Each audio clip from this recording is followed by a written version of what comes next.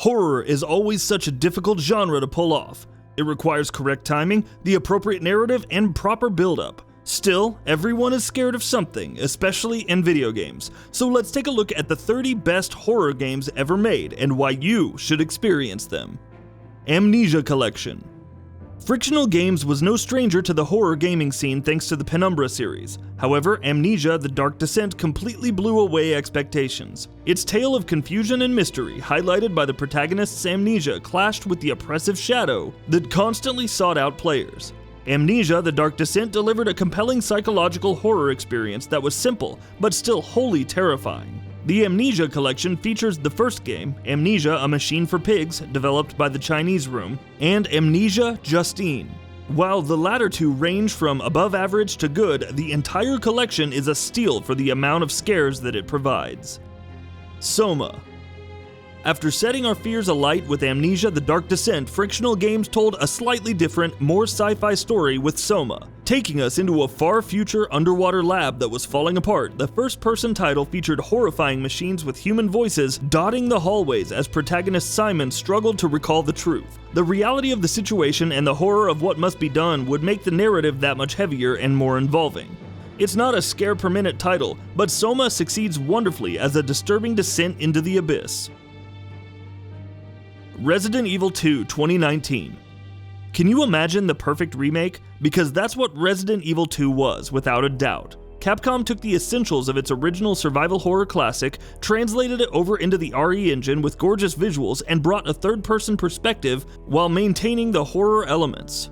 Classic scenes like facing the tyrant, who can now relentlessly pursue you as Mr. X by the way, and William Birkin feel all the more terrifying now. If you haven't played it yet, Resident Evil 2 is a Game of the Year contender and a darn scary one at that. Silent Hill 2. A venerable horror classic, the John Carpenter to Resident Evil's George Romero. Konami made a name for itself with a number of classics it produced back in the day, and Silent Hill 2 stands at the top. The protagonist is James Sunderland, who travels to Silent Hill upon receiving a letter from his supposedly dead wife. Upon entering the town, he's beset by horrors manifest from his own psyche, and must navigate the town in an attempt to escape. Countless unforgettable moments, not to mention the terror of Pyramid Head, still make Silent Hill 2 stand out in this day and age. Silent Hill 3. As a sequel to the first Silent Hill 3 is about Heather, Harry Mason's daughter. Now a teenager, Heather finds herself wrapped up in the horrors of Silent Hill while dealing with the town's mysterious cult.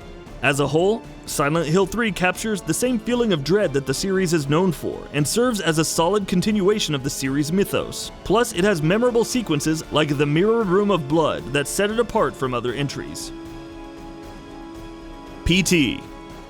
Yes, this is technically a demo. PT stands for Playable Teaser after all, but this is still one of the scariest games to ever release. Directed by Hideo Kojima and Guillermo del Toro, PT was meant to promote Silent Hills and saw players wandering down a hallway nigh endlessly while being haunted by Lisa. It was moody, disturbing, and downright atmospheric, inspiring an entire wave of imitators over the years. Slender: The Arrival.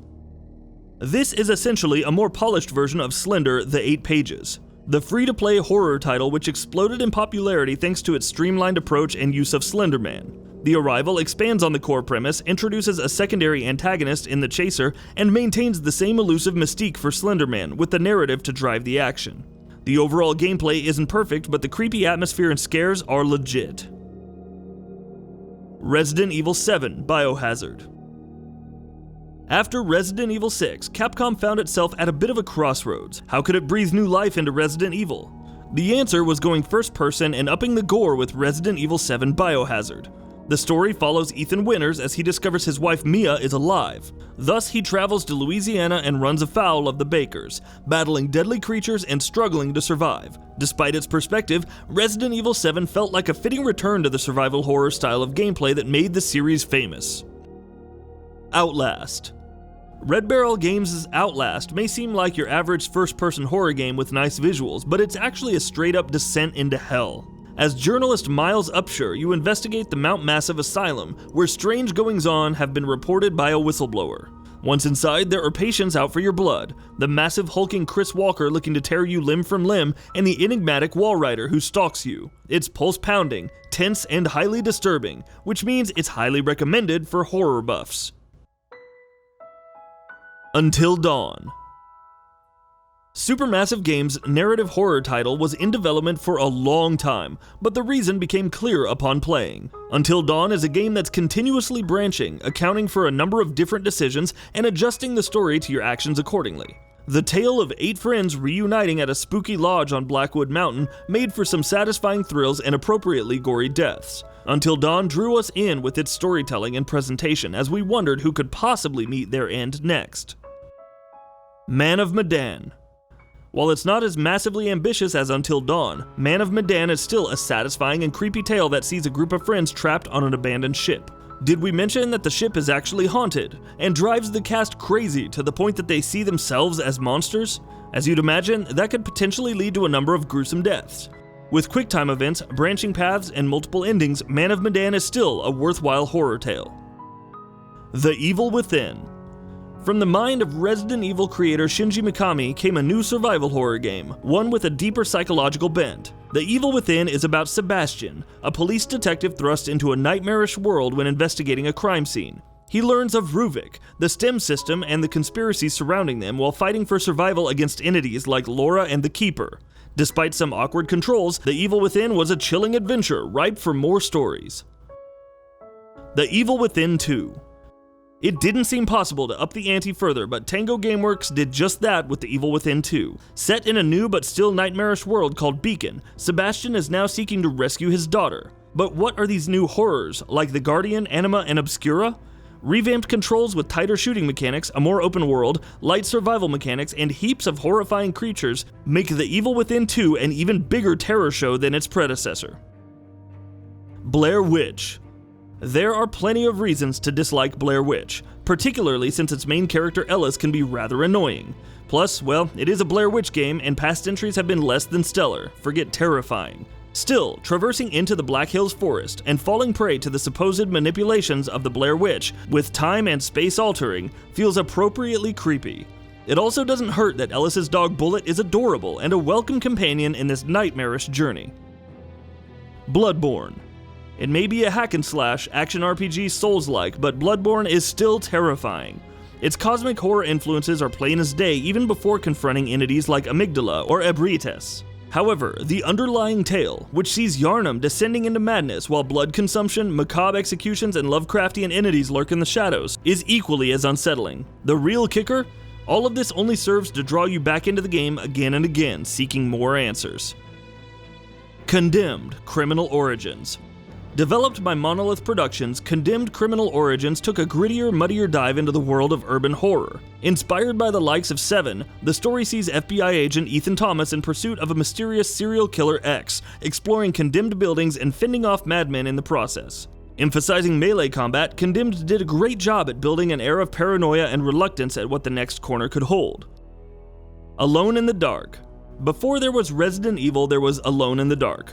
Released in 1992, the first game is considered a pioneer in 3D survival horror. Set in a haunted mansion, players control either Edward Carnby or Emily Hartwood, and they must escape. Emphasizing puzzle solving, exploration, and investigation, Alone in the Dark succeeded in crafting a scary atmosphere, despite the limitations of its hardware. It's a shame then that the newer titles effectively sullied that reputation.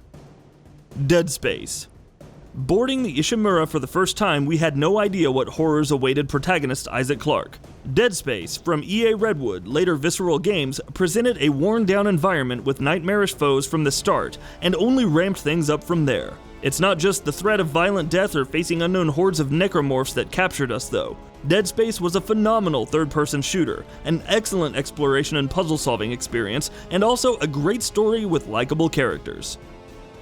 Eternal Darkness: Sanity's Requiem. Silicon Knight's most famous title, released for the Nintendo GameCube in 2002, flying in the face of many who felt the console was only for kids. Eternal Darkness: Sanity's Requiem presented an epic tale, unfolding across multiple characters and generations, all joined by the Tome of Eternal Darkness and the War of the Ancients. Perhaps more importantly, it introduced the sanity meter, which produced all kinds of terrifying hallucinatory effects, like your character being dismembered or the controller becoming unplugged during battle. Layers of fear. It's funny how Bloober Team went from a relatively subpar multiplayer title like Basement Crawl to a narrative-focused horror experience like Layers of Fear, focusing on an artist struggling to complete his masterpiece and seemingly at the edge of his sanity. The title took players through a winding mansion of surreal occurrences and terrifying sights. Even if it felt overtly linear, there was an interesting story in the backdrop as we learned about the artist's downward spiral and subsequent horrendous acts. Alan Wake. Remedy Entertainment's Alan Wake is an amalgam of influences, from The Shining to Twin Peaks, but the story revels in its ambiguity. Writer Alan Wake ventures to Bright Falls with his wife, but things take a dark turn when she goes missing. From there, Wake must struggle with his own memories and the dark presence within to decipher what's really happening. Though it might be more dark fantasy than straight-up horror, the stunning visuals and strong atmosphere make Alan Wake worth experiencing. Alien Isolation. Yes, this is a direct sequel to the first Alien film and sees Amanda Ripley investigating her mother's disappearance. However, Alien Isolation is best known for the horrifying cat and mouse game with the Xenomorph. Clever and capable of sniffing you out when it's not straight up outplaying you, the Xenomorph is nigh unkillable and can seemingly show up at the worst times. Combined with the stellar retro-futuristic art direction and pacing, the Xenomorph in Alien Isolation helps channel the horrifying atmosphere of the older films. Sanitarium. At first, Dreamforge's Sanitarium seems to follow the same amnesiac protagonist struggling to regain his memory trope of other horror properties. However, when protagonist Max awakens in a sanitarium and begins to explore it, things take a turn for the bizarre. He'll find himself transported to different locations, whether it's a circus at the bottom of the ocean or the end of the world. Filled with a disturbing aesthetic and themes, not to mention excellent puzzles and storytelling, Sanitarium is an underappreciated horror title that you need to check out. Little Nightmares. Moody, atmospheric puzzle platformer Little Nightmares looks to channel titles like Inside and Limbo. Thankfully, the overall story about a young girl named Six who was kidnapped and subsequently has to escape the horrifying creatures of the Maw is unique. Its atmosphere and presentation captures how much more terrifying things can be for a child. It's whimsically creepy and well worth the trip, despite its relative length. Clock Tower 3. The Clock Tower series started its own niche of horror back in the day. Clock Tower 3 released in 2003, and while it didn't quite deliver in the gameplay department, it was not lacking in scares. A young girl named Alyssa is in pursuit of her mother, who's gone missing and finds herself traveling through time, witnessing horrifying acts to find her. And yes, there's plenty of running that must be done when the subordinate suddenly shows up to hunt Alyssa down. Fatal Frame 2: Crimson Butterfly. The story of Mio and Mayu, twin sisters who explore the village of Minakami, feels timeless in a way, like an old Japanese horror movie. The atmosphere is tense and the scares are built up to have some real weight behind them. Fatal Frame 2 is still about using the camera obscura to take pictures of enemies and damage them, but there's also an intriguing story surrounding the Crimson Sacrifice ritual that permeates Minakami, and it has arguably one of the saddest and scariest endings of all time. Call of Cthulhu: Dark Corners of the Earth. A Cthulhu game published by Bethesda and Ubisoft that didn't suck?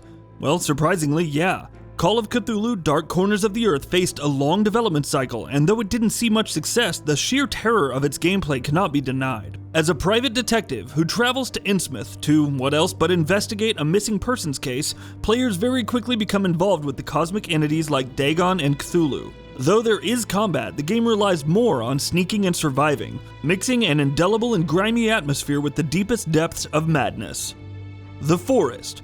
Appearing as little more than a simple first-person survival title, In Night Games' The Forest has a certain method about its cannibalistic madness. As a plane crash survivor marooned on an island, Eric must locate his son and strange mutants that have a taste for flesh. Setting up camp is important, but knowing how to deal with the mutants makes things more intriguing since they'll often observe you and attempt to communicate rather than simply attacking. With a surprisingly deep storyline and some genuine horrors, The Forest comes highly recommended. Pathologic 2. Pathologic 2 is a complicated game. It's a reimagining of the first game and divided into 3 parts, the first focusing on a surgeon named Artemi Barak. Artemi travels to the town on Gorkon at the behest of his father and is almost killed. For the next 12 days, players have to do everything to solve the mystery of the town, choosing who to trust while also struggling to survive. It may seem oppressive, but Pathologic 2's story is more interested in grinding you down through sheer terror than sudden scares. Siren: Blood Curse.